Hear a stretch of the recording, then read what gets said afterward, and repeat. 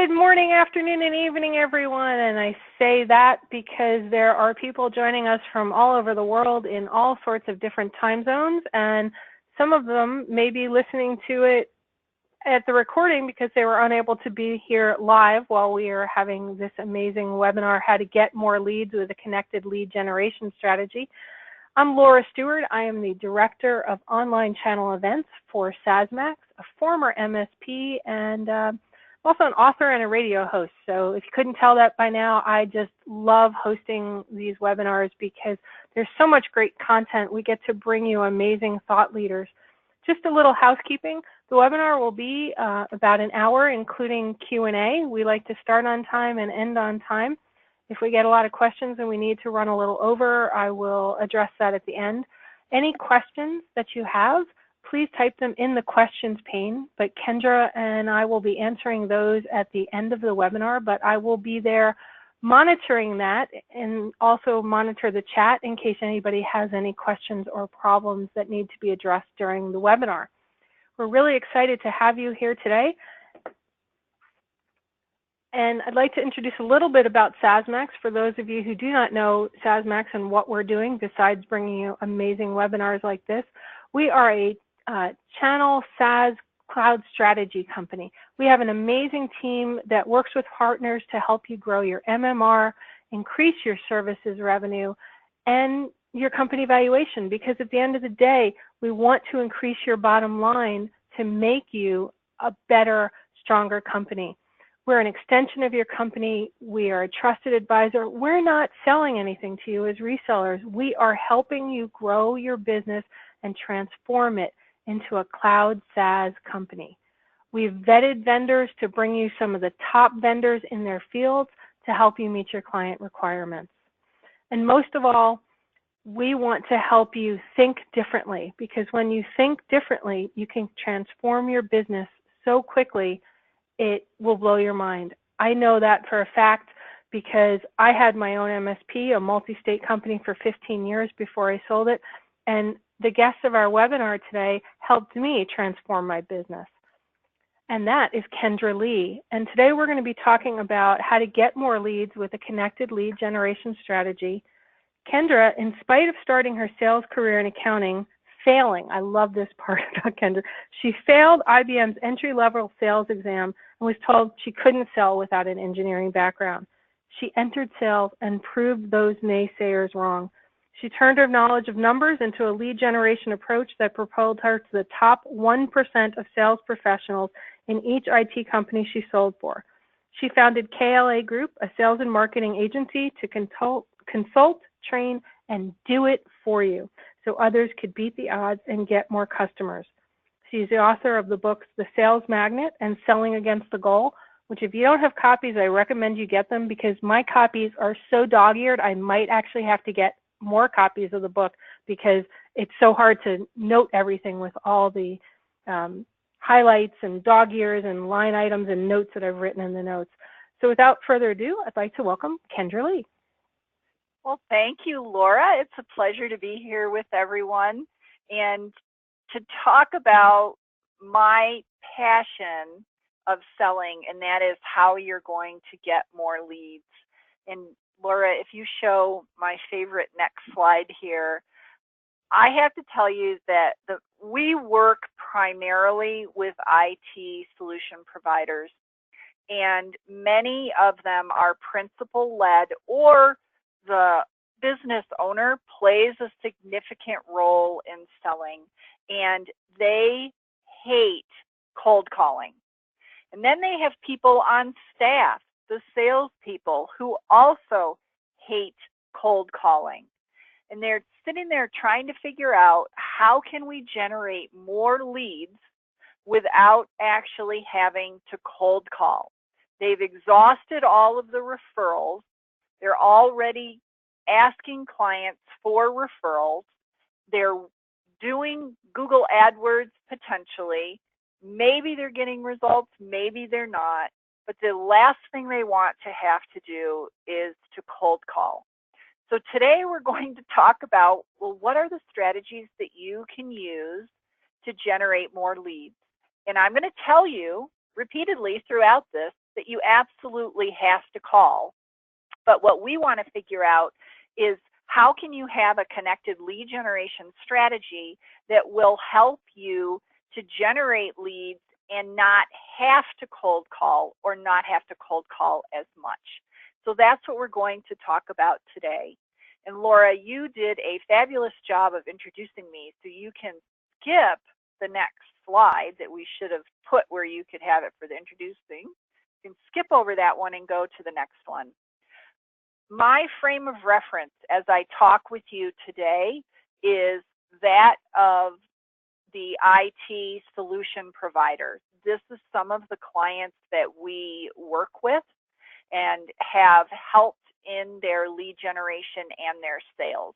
So as I give you recommendations and suggestions today for your connected lead generation strategy, I'm doing it specifically from the position of a company that is anywhere from $750,000 in annual revenue up to 85 to 100 million in annual revenue. And if you're not there yet, the strategies I'll give you will help get you there. If you're beyond that, the strategies that I talk about today will help you to enhance what you are already doing. Let's look at the next slide.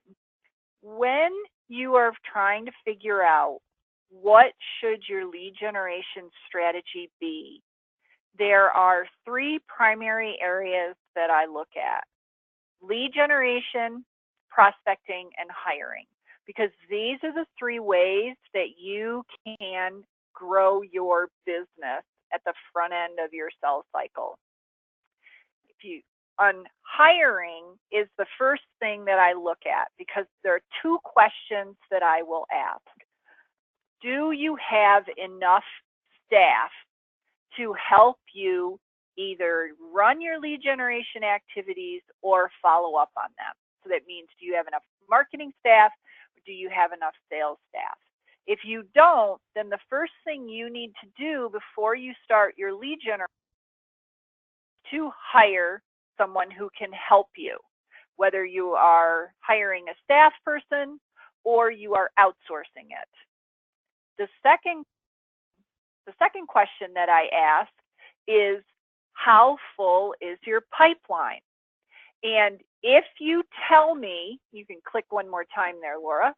If you tell me that your pipeline is thin, that's when you have to prospect. And prospecting is done by the sales team. If you click, you'll show the sales word, and then click one more time.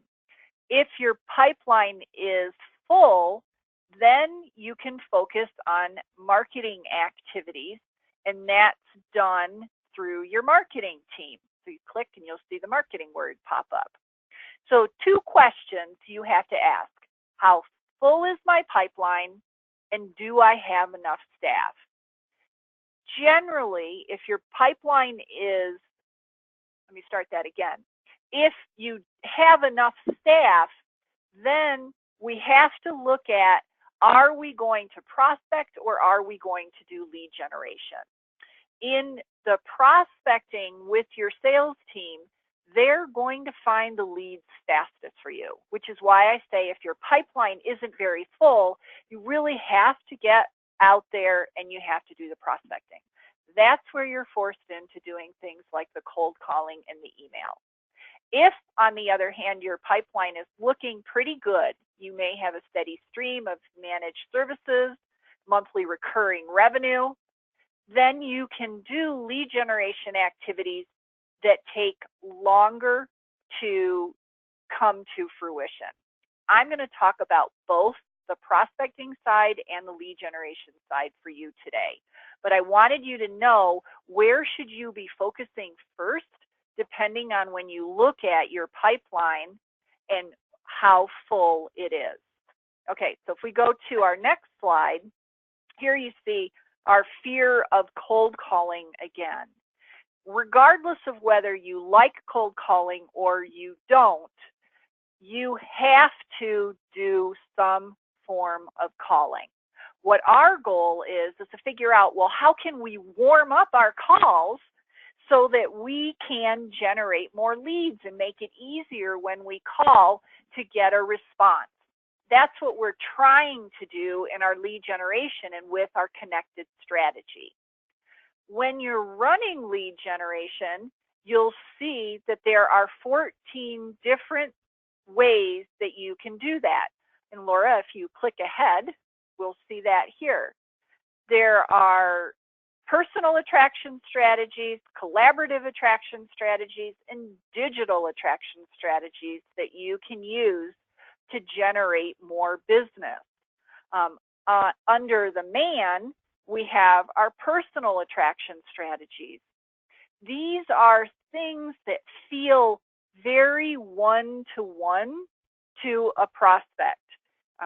So email, calling, letters, postcards, all of those things that feel like you have reached out individually to your prospects are the ones that are going to make them feel like you personally are trying to connect with them.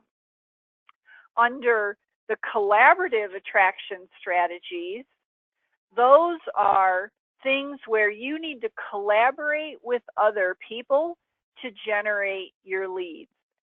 Things like your online events like we're doing right now, your offline PR, alliance partnering, asking for referrals, all of those you have to collaborate with other people to do them. Your collaborative attraction strategies reach a broader audience. So if you click again, you'll see the word broad or one-to-many pop up. That means that we can do our lead generation out to a target market and reach many different people within that target market with our one message.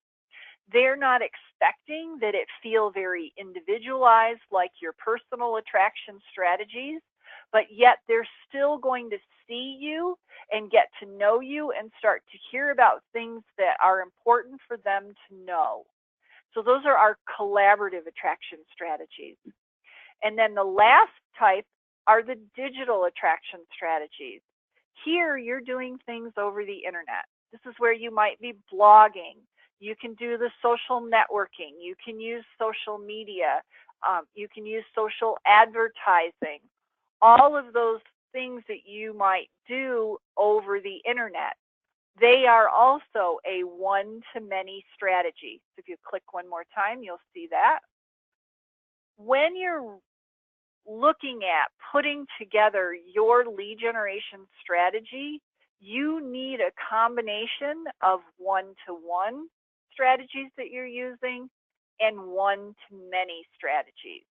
You can't do just one of those and get the recognition that you need in the market. You won't be recognized by enough people. If you think back around what you may be doing, have done in the past with the one-to-one, you can get appointments set up, you can get referrals, but it's very hard to reach enough people to grow your business the way that you want to. So you can start with a one-to-one approach, but we don't want to stop there. We want to make sure that we're also doing some type of lead generation that's going out to our broader target market and try and approach that group so that when we do the one-to-one in our personal attraction, then they're starting to recognize us. So 14 different attraction strategies that you can use to get leads. Okay, so now you're going, but Kendra, there are 14 of those on there. Do I really need to do all 14? Because you just told me I have to do one-to-one and I have to do one-to-many. No, you don't. What my recommendation is that you pick a few from the personal column, one of which has to be warm calling. I'm going to talk about that in a minute. And then pick a couple out of the collaborative or the digital. And then you integrate them so that your message is being seen in a lot of different ways. But if we go back to the 2 questions that I said you should ask to determine what your lead generation strategy should be, do you have enough staff, and how full is your pipeline? If your pipeline is thin, and now you can go ahead, Laura. If your pipeline is thin, the personal attraction strategies will always be the fastest ones to get you leads. So that would say then that you want your lead generation strategy to include a lot of different personal attraction strategies. If we don't have a lot in our pipeline, we want to be doing cold calling, we want to be doing networking, we want to be doing email, we want to be doing all those things that connect with people one-to-one. It doesn't mean we want to not do the one-to-many strategies. It just means these are the ones that are going to get us those opportunities faster. And if you go ahead another slide, here's where I show you. If you need leads right now, these are the types of strategies that will get them for you the fastest. I'm thinking yesterday, I was talking with a company that said, hey, up until now, all of our leads have been referrals, but we want to grow 20% in 2018, and we just don't have enough referrals to do that. On top of it, we're trying to figure out, well, do we hire a marketing person who can come in and do marketing for us so that we can grow our 20% this year? Do we have an appointment setter set appointments for us? What do we do? Well, when we got underneath it, what we discovered was they really don't have a lot of recurring revenue in their pipeline, and they only had 5 prospects in their pipeline. Now, granted, their prospects added up to $13,500 in monthly recurring revenue, but that wasn't going to get them 20% growth. And you can't count on closing just 5 prospects. Clearly, we're talking about a principal-led organization here. So what we did is we said they really need to look at a 2-phased approach for their lead generation. The first thing they have to do is personal attraction strategies. They have to have somebody who's going to do some combination of what you see on this slide right now. In their case, they're going to do email and warm calling. They do some networking that can be very close to referral gathering unless you're in the right network. So they're going to concentrate their efforts on their email and their warm calling. And then 3 months in, we're going to look at now, can we start some of the one-to-many attraction strategies and do more of the marketing? So my recommendation to them is to wait until they've started building their pipeline before they focus on their lead generation activities around using the broader approach to lead gen. And that's because they'll get more leads faster through the personal, okay? So there's an example of how do I figure out where do I start my lead generation strategy and what can I really afford to do. In their case, I didn't want them to start the broad lead generation. Now, we could step back and say, wait a minute. Maybe we should be doing the lead generation too, because we know it takes time to get results. You absolutely can. That's when it comes down to, what does our revenue look like? How full is our pipeline?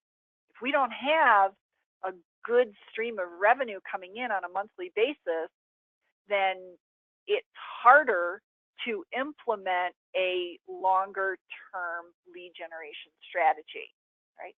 So you really want to take a close look at your pipeline.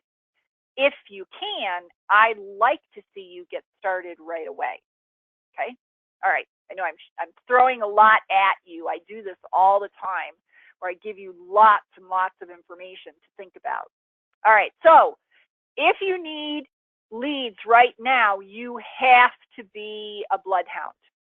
You have to be out there and doing the calling and the emailing to find new opportunities. You have to be using those one-to-one personal attraction strategies. They will be the main part of your lead generation plan until you start getting new opportunities in your pipeline. All right. Now, let's go to the next slide. Our goal in our lead generation is to build your recognition ROI.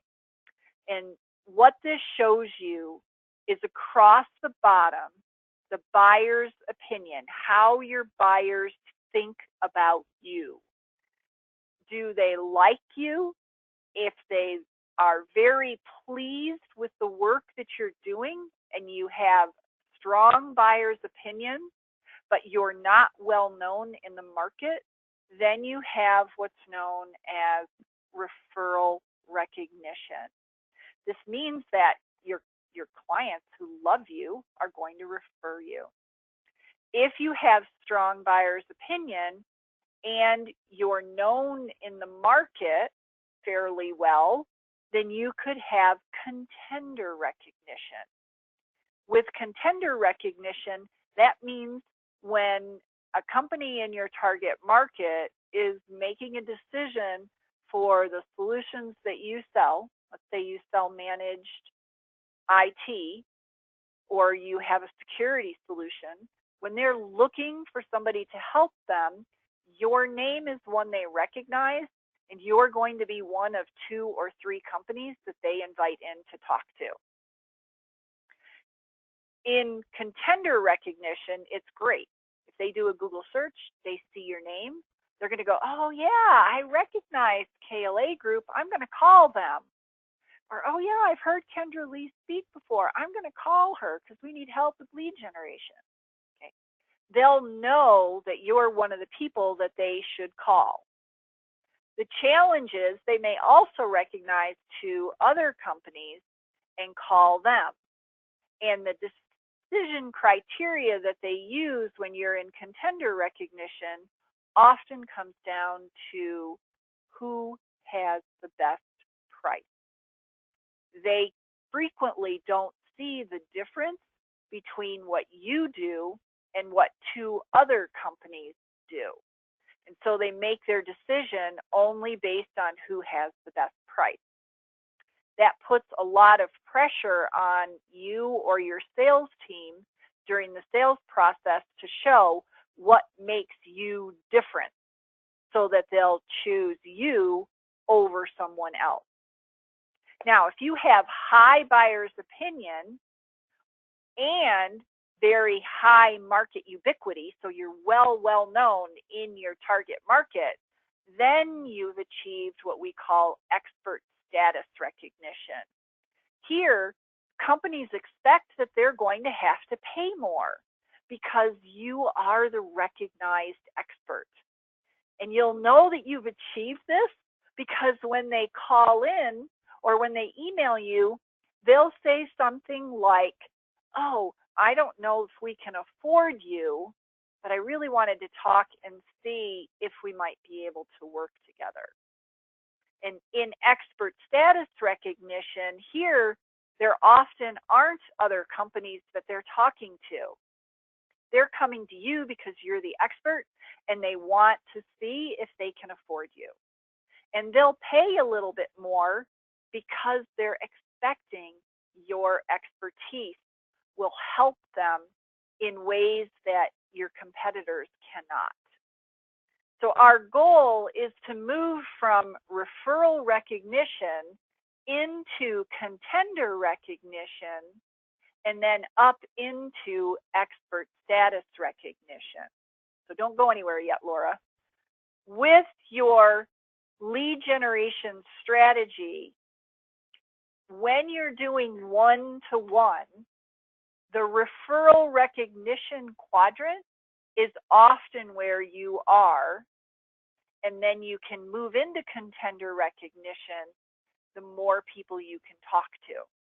So if you can cold call a whole bunch of people, you can build your market ubiquity just because you have the power of calling behind you.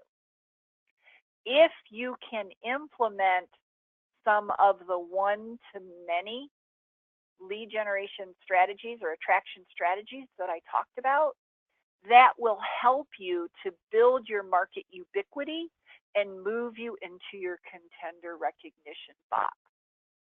So I titled this, How to Get More Leads with a Connected Lead Generation Strategy, because if you can use that combination of the one-to-one strategies and the one-to-many strategies, you can propel yourself out of the referral recognition box into the contender recognition box. And then the more of it that you do, you can then propel yourself up into the expert status recognition box. So that's our goal with our connected lead generation strategy. It's to move out of referral into contender and then eventually up into expert status, so that we're one of the people that they call when our target market is looking for a new solution. All right, now let's go to the next slide. My recommendation to get started is that you pick 2 different attraction strategies in addition to the warm calling, and then, let's go to the next slide, you figure out your messaging. You get what I call your grabber. What is it that's going to really make your prospects sit up and listen when you call, when you do an email campaign, when you've written a blog post, when you're out on LinkedIn, when you run an event? What is it that they care about that you can talk about that will grab their attention? That's what we want with our grabber. Okay. As part, let me give you some examples of grabbers. Right now, one of the popular grabbers that we're hearing about is the dark web. It's the dark web. Lots of people are wanting to do scans to show what is being seen out on the dark web for your passwords.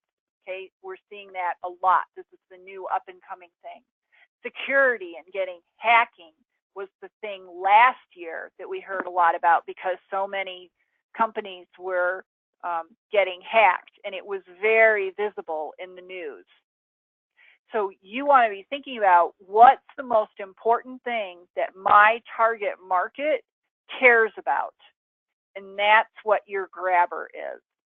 I use security as an example because it's very visible right at the moment, and we see it even on television, not just in advertising by the different vendors, but we're also seeing it in the in different episodes and movies where people are talking about some of the hot technology topics. You want to grab onto those topics that your target market really cares about, and that's what you want to use in your primary messaging of your lead generation strategy. Okay. Next slide. It's not enough to just be talking about the top issues that your target market is dealing with. You also want to know what your differentiation is. And you want to mix that in as part of your messaging and use it across all the different lead generation activities that you're doing. Oftentimes, as we're working with IT solution providers, they'll say, I'm no different than another solution provider. We hear this a lot with managed service providers. They feel like there's nothing different about them than their competition. you have to figure out what makes you unique. And there are 3 different questions that I would have you think about. First, what is it that sets you apart from your competition? What do you do that's new and different? And then second, what's unique about you? What is it that you do that nobody else does? It absolutely could be the process that you use. It could be that you've implemented an onboarding process that's very different than everybody else's.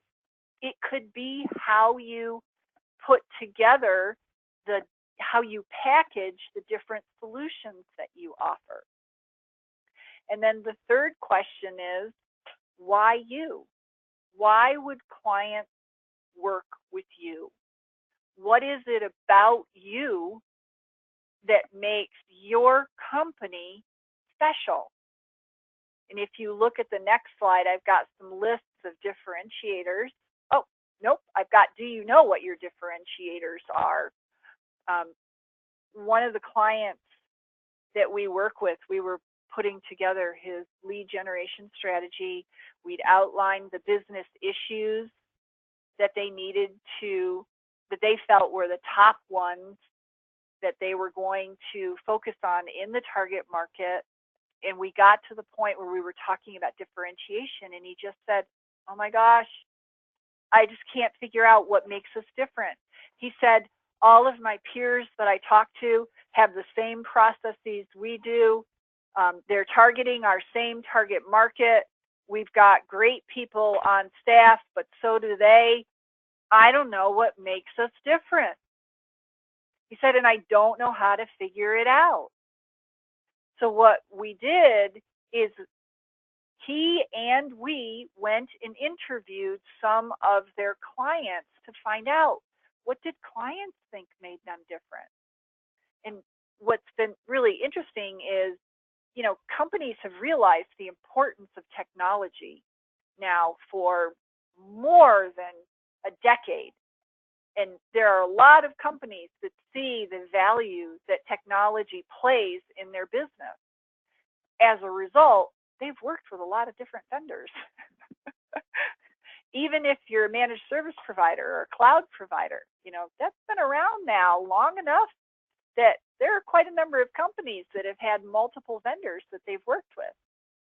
So when we went and interviewed clients, they had worked with other companies. And in this case, they were managed service providers for IT services, and they also did projects. So they had worked with quite a number of other companies, and they were able to clearly articulate how, while other companies said, yes, we had a strong process in place, and yes, we would be able to respond within a certain period of time if you had a problem, and yes, we're backing up all of your systems. I'm giving you all managed service examples. The reality was, when there was a problem, those companies weren't able to implement it. And then they went a step further and talked about how strategically our client was helping them to think more broadly about their technology and what they should be doing in their business to use technology to help them achieve their strategic initiatives as an organization. And as they talked about acquiring new companies or merging with companies, launching new products, they felt that our client was really helping them to identify how is it that they could do that with their technology supporting them. So they came away recognizing that their VCIO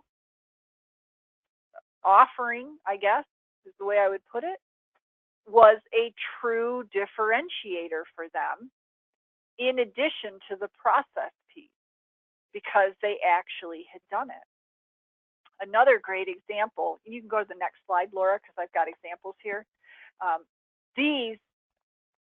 What I would tell you here, these, you want to think about what is it that you do that your competitors don't. I'm going to tell you two other stories to give you good examples here.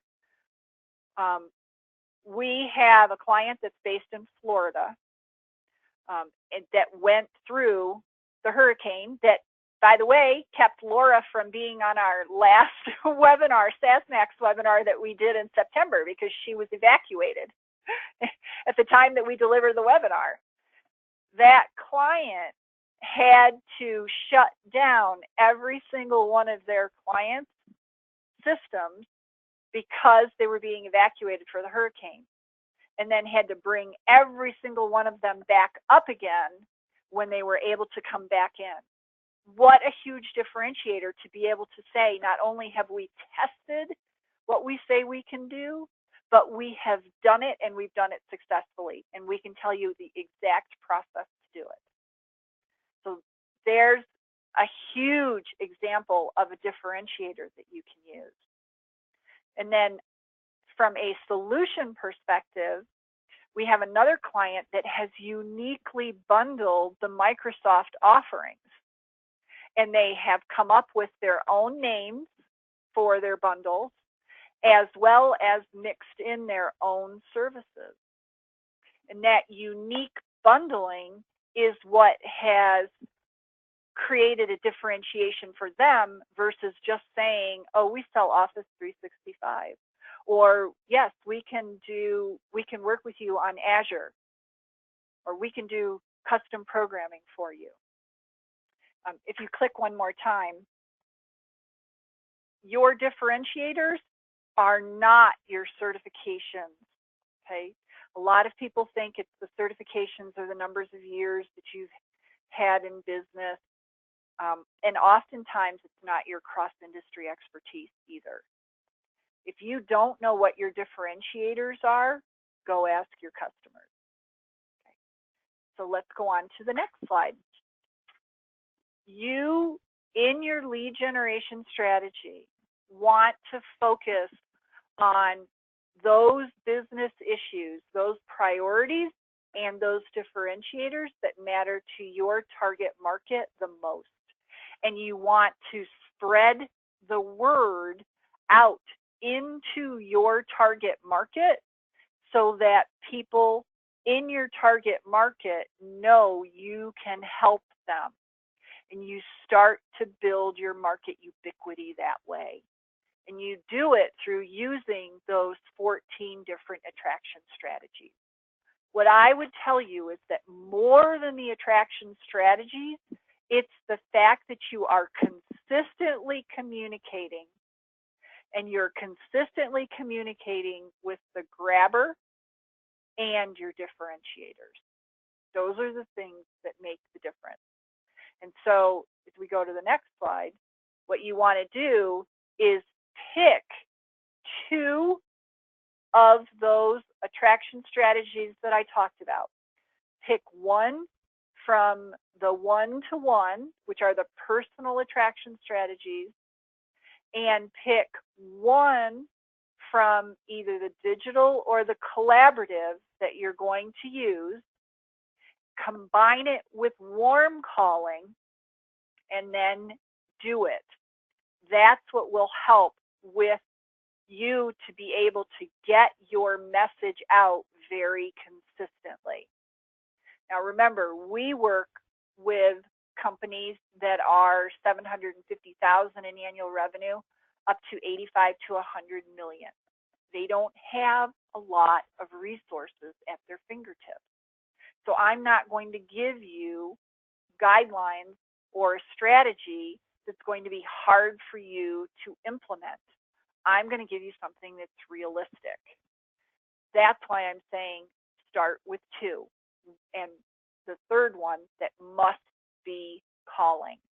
Okay, I can tell you story after story of campaigns that we have run for clients, and then the client said, oh yeah, I don't want to call any of those marketing qualified leads that you gave me. I don't like the telephone. I'm just going to wait for somebody to call me. And nothing happened. We had a client that we passed 97 leads to, in a, I'm trying to think, I think it was in a 6-month period, we passed 97 marketing qualified leads, and they didn't call any of them because they didn't like to call. And then he said, well, it's not working. Well, of course it's not working because we're not following up. People aren't going to just call you. So you have to make sure that calling is one of the strategies that you use. So pick 2 strategies plus your phone, add your grabber message and your differentiation, and then just do it, and do it consistently. It's the consistency that is what will help you to drive more leads and get better results. So if we look at the next slide, that's what I just said. The results are in your message and in your consistency. That's what helps you to drive the lead. Whether you are using a prospecting strategy because you have to get some opportunities in the pipeline now, or you're doing a campaign lead generation approach, it's that consistency that gets you those results. Now we're going to take questions, and hopefully you've written some down. I've got 2 free resources that I was going to show you. One is the Connected Lead Generation Strategy infographic. This one has the list of the 14 different attraction strategies. It also includes what are the 3 steps to put your plan together so that you've got those in one place. And it shows you a basic drip campaign structure. That's free. You can get it at the link that I've got at the bottom here. It's klagroup.com/SASMaxLeadGen. So you can go get that, and you'll have all of those attraction strategies that I showed you easily at your fingertips. And then the second resource that Laura asked me to add, if you go ahead one slide, one more, is that we just updated our email power prospecting ebook. And at some point I could come back and we could do a whole webinar on how do you write good emails for prospecting. But we just updated our email power prospecting ebook. It now has 39 pages in it, and it's all around how do you write effective emails. I've included examples. I've updated it for what we are seeing as far as email trends, and it's got lots of suggestions and tips. It is specifically around writing emails for your sales team. So if you are finding that your emails are not getting through, I would absolutely recommend go get the Email Power Prospecting ebook. Both of those are good resources. And this one is at klagroup.com/do-email-write. So you'll find both of those. So Laura, let's open it up for questions. Oh, and we have so many really well thought out questions. It's really great, Kendra. Thanks for all that great content. And we're happy to send out copies of the slide deck to anybody that would like them so that you can review them, and then you have those links as well. And here's all Kendra's information. And then we have some more stuff to talk to you about after we go through the questions on Kendra's next webinar that we've already got scheduled. So Kendra, let's jump right in. We've got a couple of questions from Rodney. Is there a point when the market is saturated, and what do you consider warm calling? Oh, great question. Okay. As far as the market being saturated, I think there's a point at which a market can be saturated about a topic. And I talked about security as we call them trigger events, as a business issue. We have seen that there are absolutely geographic markets that are saturated on security. They're not responding to it. And then there are other markets that are. So I think it's trigger event related, I don't believe that a market can be saturated for your solution necessarily. Okay, so I think from an industry perspective, you can still pursue it. Okay, it's the trigger event. You have to switch up your trigger event if you're not getting the result. And then the second question, warm calling. Thank you for asking, Rodney. To me, warm calling is that we have done some lead generation activities or built some recognition ROI in the market before we do calling. So if you're not known in your market, then the way we have you warm up the calls is you might do an email campaign beforehand and then follow up. If you're following up with people who have clicked, they've shown some type of engagement with the content that you've sent, then you know that that business issue, that trigger event, is a priority to them. And so now when you call, you can talk about that issue with more confidence. So that's a warmer call. Once you've built contender recognition, they may even recognize who your company is. But we're just warm calling, we're doing something that gives us an indication that these are the people, these people are interested in the topic that we're calling about. It's, you know, it's one of the biggest things is deciding, is this a warm call, is it a cold call, or is it hot? And I think that's such a great question, because you need to understand, and then that helps your leads, right, Kendra? If Yes. you know that it's cold, then you have to figure out how can you make it warm, or how can you tell that person that referred that into you what to do to turn it warm before they turn it to you. Exactly. And if you can use some of the lead generation strategies that I talked about, that will help warm it up for you. And part of it's a mindset. If you feel like you know more about them, you're going to approach the call differently than if you're going, oh my gosh, I've never talked to them, I don't know anything about them, do they want to talk to me, all I have to do is set an appointment, I don't know. I think you approach the call differently. That's a perfect way to go into the next question from Stephanie. How do we consider a pipeline that is full, meaning enough opportunities that we can close for the next month or 3 months? What are the criteria to consider that a pipeline is full? I would recommend that we look at it this way.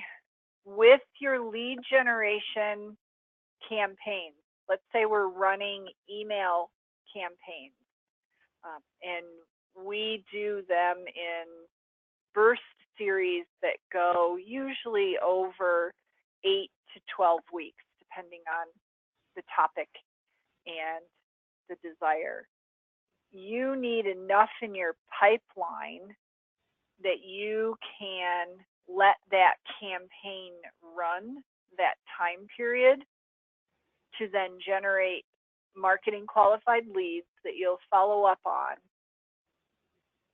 and start to work them.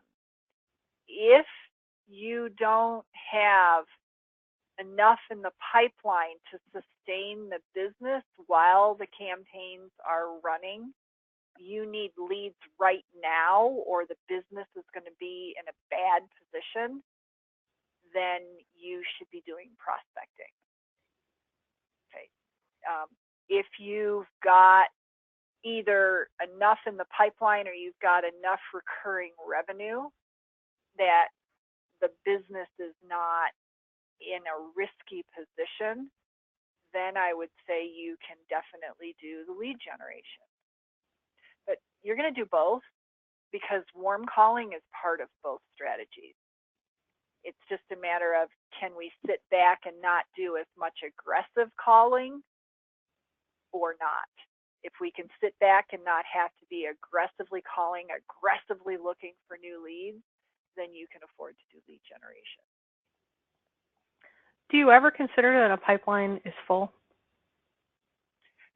Being in sales, you know, what we So the rule of thumb in sales is that your forecasted pipeline should be 3 times your goal. And very rarely does a salesperson ever have 3 times their goal, because that's a big number. So if you're supposed to close 10,000 a month, that means you have to have 30,000 every month in your pipeline. It's a whole nother webinar just on how to set the salesperson's goals and figure all that out, isn't it? Yes, that's a whole nother topic, because that's the sales side. And what we're talking about right now is the marketing and the lead gen side. Right. And so as a business owner, I look at it and I say, can I afford to invest in lead generation for the amount of time I need to before it's going to generate some leads for my sales team? And then you have to add on, my sales team has to be able to follow up and close business. That's why I start with, how full is your pipeline? Great. We've got 2 more questions. This one from Patrick. Kendra, I started my career with telephone cold calling. I have total sympathy and empathy for that. But today, no one answers the phone. How do you deal with that? Oh, great question. And actually, I still cold call.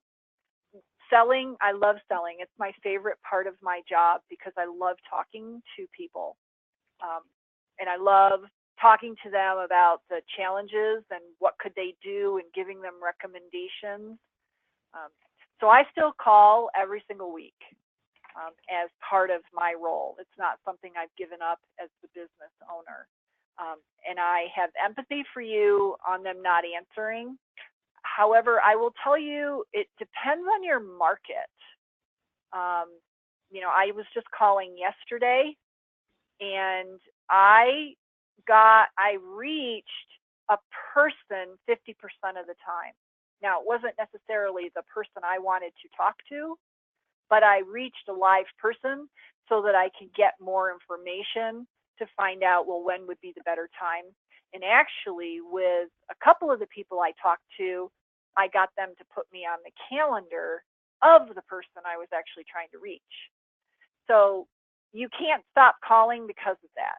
You will reach people. I think it's imperative to leave a voicemail. I always get asked that question, do you or don't you leave one?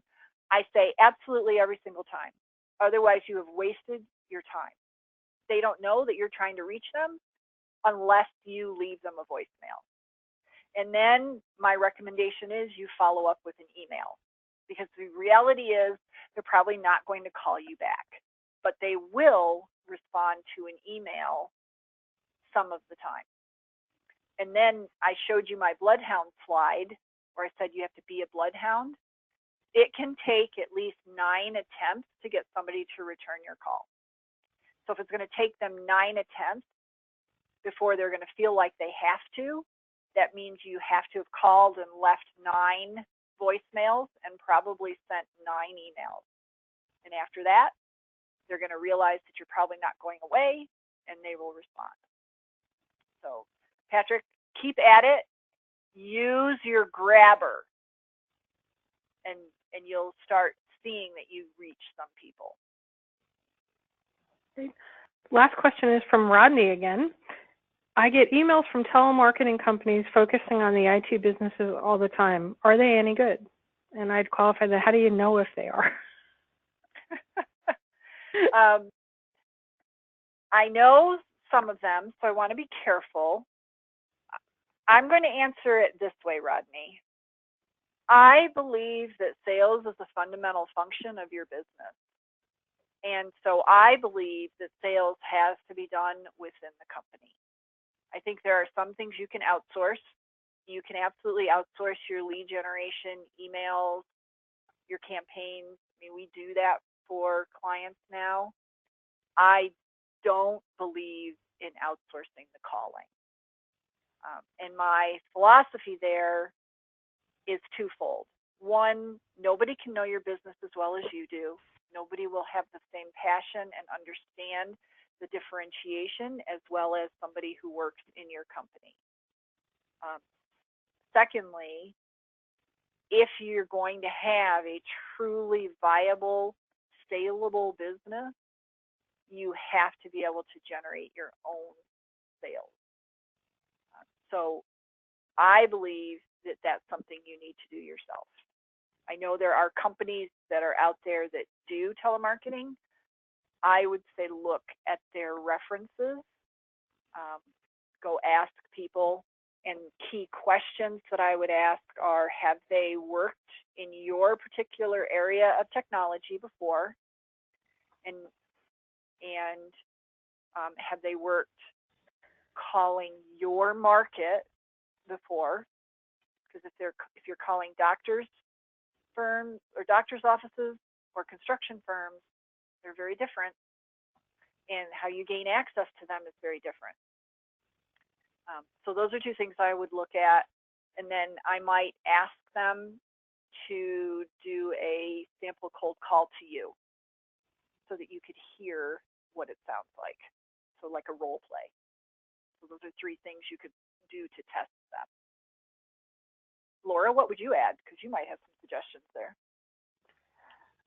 I would definitely say that if you're going to outsource any part of it, and I love that you said you have to do that call yourself. Somebody can set up an appointment, but you need to make that call yourself. You need to be really clear on those other things you were talking about. What's your differentiators? Because the company that's maybe going to try to get you the leads, if you're not really clear yourself, then what they're going to deliver to you is probably more than worthless. Yes. Yes. So you have to do the upfront work. The biggest complaint that I hear for outsourced telemarketing is either they're not getting the appointments or the ones that they get really aren't qualified. Those are the two that I hear the most. Yeah. All right, well, we're winding down to the end. That was the last question. And we did have somebody say, Stephanie said, we should have a webinar on pipeline.